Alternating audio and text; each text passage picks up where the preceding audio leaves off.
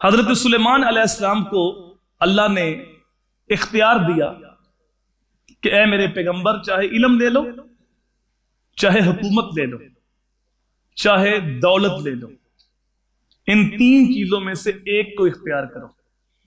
تو سلیمان علیہ السلام نے عرض کی، باری تعالیٰ میں علم اختیار کرتا ہوں۔ تو رب نے کہا کہ اے میرے پیغمبر، تو نے ایسی چیز کا انتخاب کر لیا، علم کے بدلے باقی تین دونوں چیزیں بھی عطا کر دی، حکومت بھی دے دی، دولت بھی دے دی۔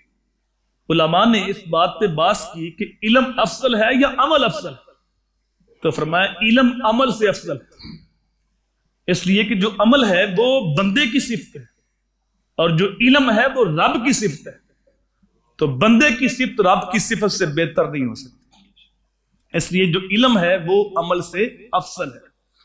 میرے حضور کی بارگاہ میں ایک صحابی بیٹھے ہوئے تھے، تو فرشتہ حاضر خدمت ہوا اور عرض کی، یا رسول اللہ، اس صحابی کا وقت آخر آ گیا، چند لمحوں کے بعد ان کی روح پرواز کر جائے گی۔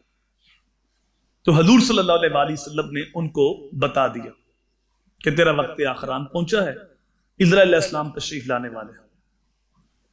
تو صحابی نے عرض کی، یا رسول اللہ، مجھے کوئی ایسا عمل بتائیں، ایسا وظیفہ بتائیں جو میرے لیے بخشش کی ضمانت ہے۔ تو میرے حضور نے فرمایا کہ تو علم حاصل کرنے میں مصروف ہو جا۔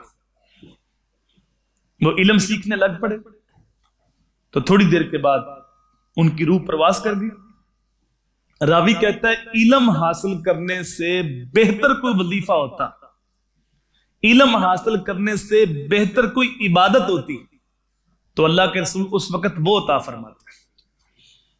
تو جو فرمایا کہ تو علم حاصل کرنے لگ جا، اس سے یہ پتہ چلتا ہے کہ علم حاصل کرنے سے بہتر کوئی عبادت، کوئی وظیفہ نہیں ہے۔